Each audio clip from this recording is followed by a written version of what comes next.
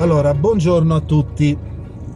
Siamo nel paese di Farnese, in provincia di Viterbo, dove ho dormito stanotte. Sono arrivato ieri sera, che era venerdì, sotto il diluvio universale e il programma di oggi era quello di prendere la bicicletta e recarmi a due cascate che sono qua vicino, che sono quelle del Pelicotonno e del Salabrone, che sono molto, molto vicine, distano poche centinaia di metri e peraltro sono anche molto vicine alla strada.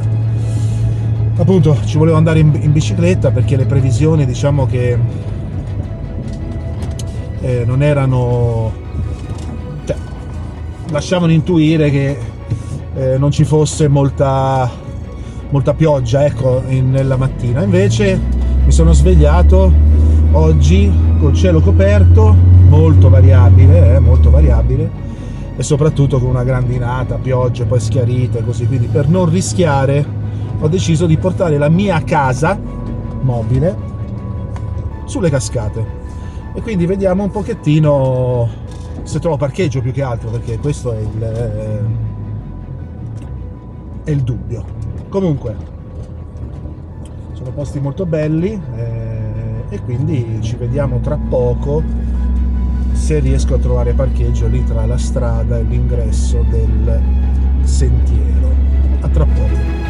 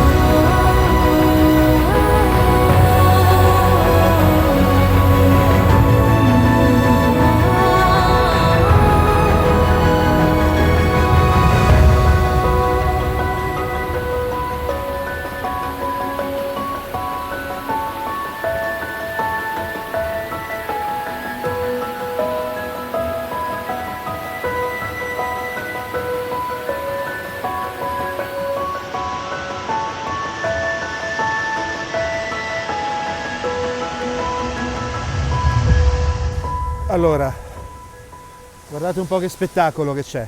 Queste sono le cascate del Salabrone e sono appena arrivato. Bisogna dire che dalla strada qui c'è un percorso veramente difficile, tortuoso, lunghissimo, saranno 500 metri di camminata praticamente in piano. Quindi la prima cosa da dire è che vale la pena sicuramente venire. Guardate che spettacolo. Mi risulta che in estate peraltro qui ci sia gente che fa il bagno, quindi potrebbe essere uno sfogo anche nella stagione estiva. Adesso attrezzerò tutta la mia attrezzatura. La foto, per quello che posso vedere io, è molto molto semplice. Qui c'è poco da stare a parlare di fotografie, inquadrature, composizioni eccetera. Ci sono comunque degli elementi di interesse che proverò a sfruttare, ma di base la star è la cascata. Mi sono scordato i filtri e questa non è la prima volta che mi capita. Devo dire che questa volta sì, è una dimenticanza, perché alla fine avevo deciso di venire a fotografare delle cascate, quindi sapevo che mi servivano, però ne parleremo poi in un video successivo. La pianificazione di questa uscita è stata molto, ma molto, come possiamo dire, complicata, e quindi ho cambiato idea più volte e avendo cambiato idea poi all'ultimo momento, avendo deciso all'ultimo momento di venire a fotografare queste cascate, il risultato è stato che mi sono scordato i filtri, per cui quello che proverò a fare è che, sfruttando il fatto che non c'è il sole e quindi la luce non è molto potente, diciamo, di chiudere il più possibile l'otturatore e di abbassare il più possibile gli ISO. Purtroppo le Fuji come ISO nativo minimo hanno 200 ISO, almeno la mia, il mio modello. Si può abbassare con un artificio a 100 e vediamo un po' che cosa esce fuori. C'è sempre la tecnica di fare più foto, quindi un numero consistente di foto e poi di sovrapporle una all'altra in modo tale da spianare l'acqua, va bene? Perché i dettagli di ogni foto si vanno a sovrapporre ai dettagli dell'altra foto e quindi dei dettagli che sono in movimento come le onde dell'acqua poi alla fine vengono leggermente spianate. Problema per riprendere il movimento dell'acqua della cascata non c'è, perché già con penso mezzo secondo già l'effetto è ottenuto. Adesso c'è una timida luce che peraltro si riflette su queste rocce bagnate e quindi potrebbe essere interessante. Comunque vediamo un po' di esplorare questa zona per vedere cosa viene fuori. A tra poco. Allora, in questa foto qua sono partito da questo masso che è in primo piano, dopodiché questi cespuglietti conducono l'occhio verso il soggetto principale che è la cascata. E ho scelto di fare un'unica esposizione e ho accettato il fatto che l'acqua non sia del tutto spianata, anzi sia veramente poco spianata, intanto perché mettendo il filtro, sì è vero, otterrei l'effetto di spianare l'acqua, ma poi la cascata diventerebbe troppo eterea, perderebbe di struttura. In questi casi qui in realtà si fanno due foto, si fa una foto con il filtro, poi si fa una foto, diciamo così, con un tempo di scatto minore, quindi più veloce, della cascata, e poi si sovrappongono prendendo da una foto solamente l'acqua e dall'altra foto solamente la cascata. Mi devo ricordare i filtri, adesso li porterò sempre anche quando vado a fotografare il deserto.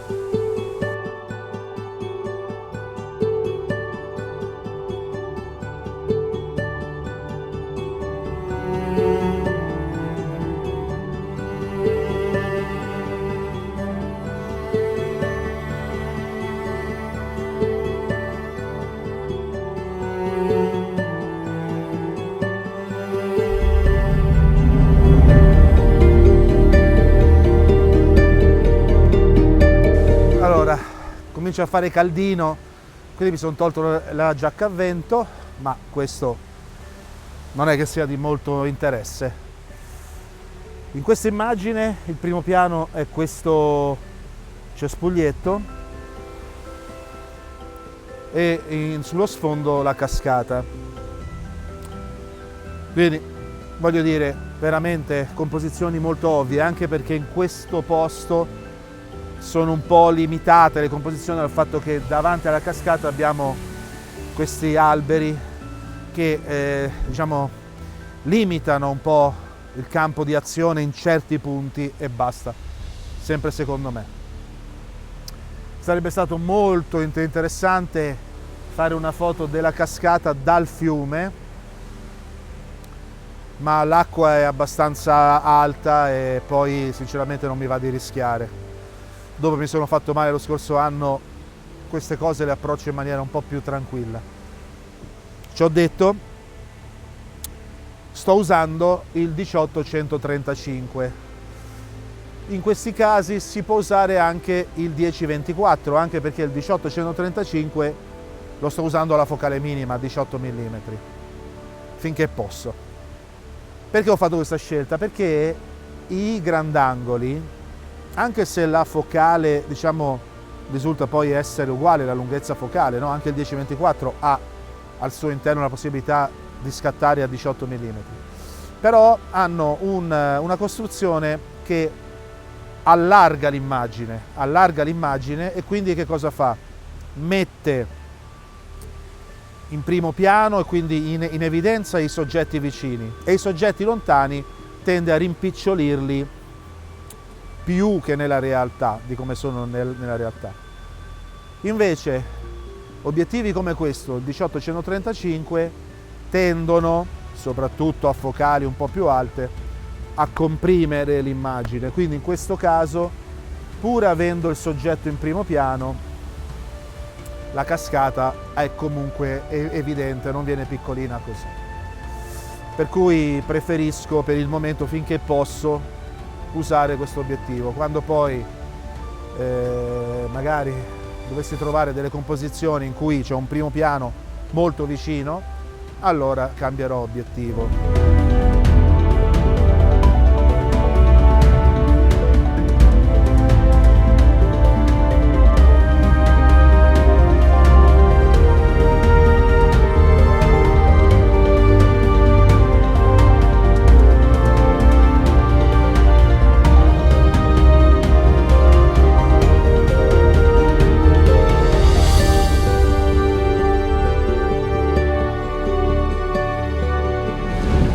Allora, in quest'altra fotografia invece ho usato questi 3 massi come primo piano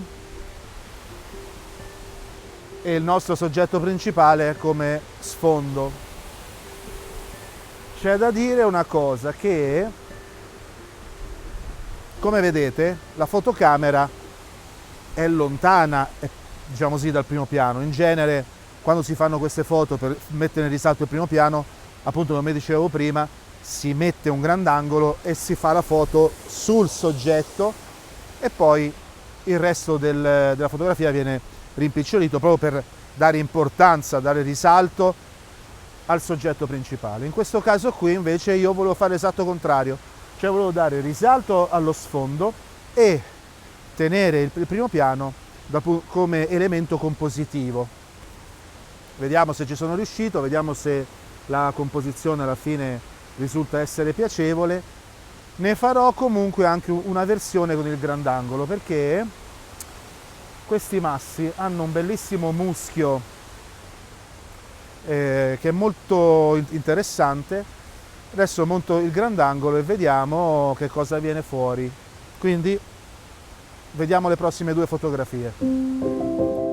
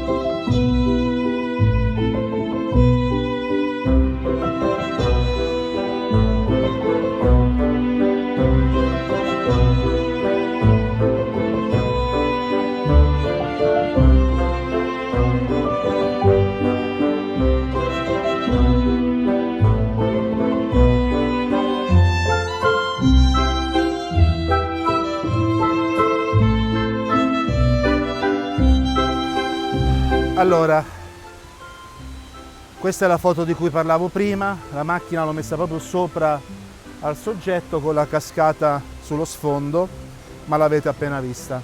Un'altra foto che ho fatto e che vedrete tra poco è stato quello con l'altro obiettivo di zoomare sulla cascata e di riprendere tutti questi salti che fa. È una foto astratta ovviamente, che a dire la verità ho visto fare più volte, ma io non mi è mai venuto in mente di farla anche io. Quindi ci ho provato, l'ho fatta, adesso il sole chiaramente sta uscendo in maniera un pochettino più prepotente, la cosa non è mai positiva, soprattutto in questi contesti, perché crea troppo contrasto. È sicuramente preferibile un cielo coperto. Comunque prendiamo quello che viene e vediamo com'è venuta questa foto astratta.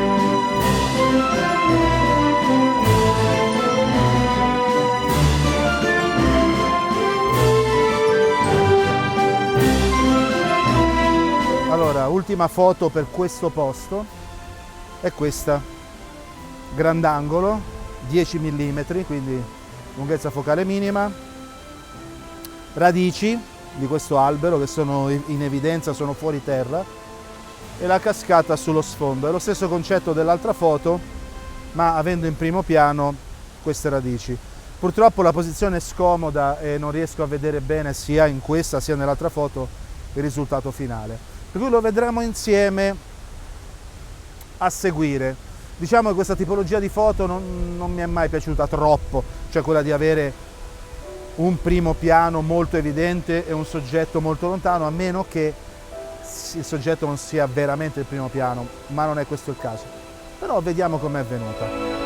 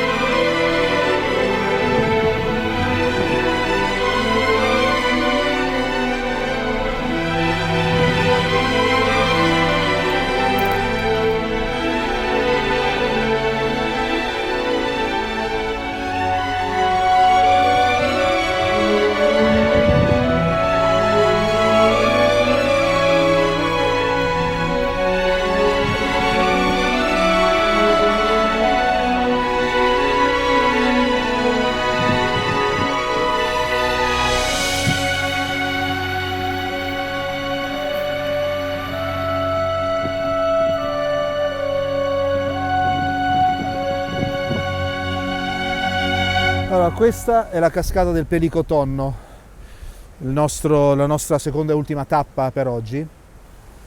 È molto carina questa cascata. Ho incontrato un locale perché mi ero perso, che mi ha detto: ma questa cascata non è un granché, è meglio quella di prima. Secondo me ha il suo fascino e ha il suo carattere questa cascata. Quello che è sicuro è che c'è meno libertà di movimento, quindi fondamentalmente ho trovato due inquadrature. La prima è mettendo in primo piano questo masso, avendo la cascata sullo sfondo. La seconda invece l'ho fatta da 5 metri più alla vostra sinistra, dove c'è un cespuglietto preso in primo piano e con la cascata sullo sfondo, e poi, diciamo così, andando un po' più avanti ho fatto una soggettiva della cascata e del laghetto che c'è intorno.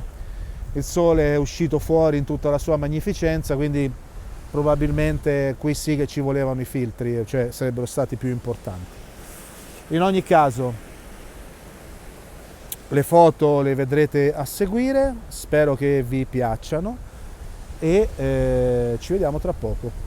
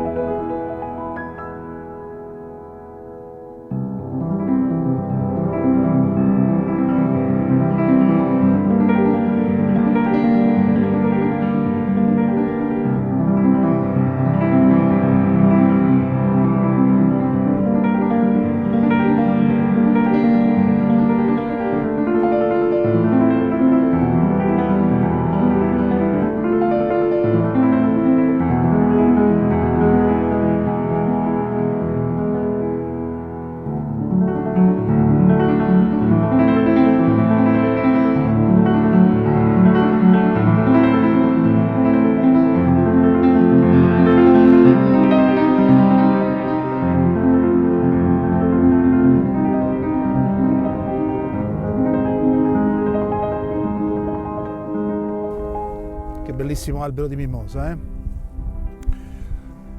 Comunque possiamo dire che la gita di oggi finisce qui.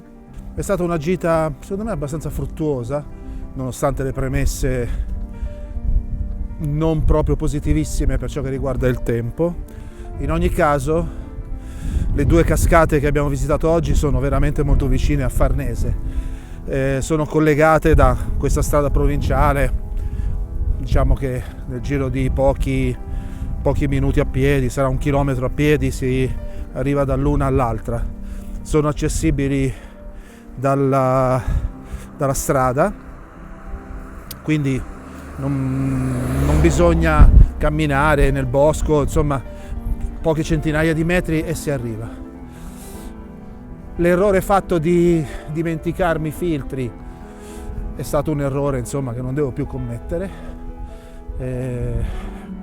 però alla fine devo dire che mi ha soddisfatto l'uscita di oggi.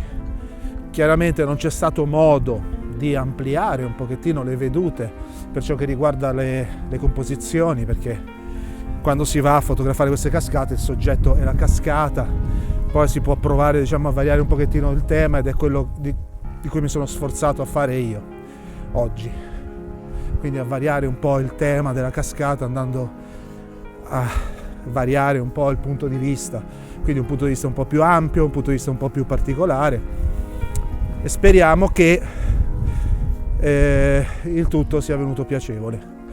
Quindi, come sempre, se vi è piaciuto il video mettete un like,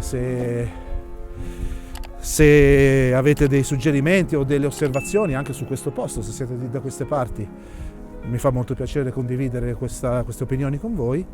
Se vi piace quello che faccio, iscrivetevi al canale e ci vediamo la prossima volta.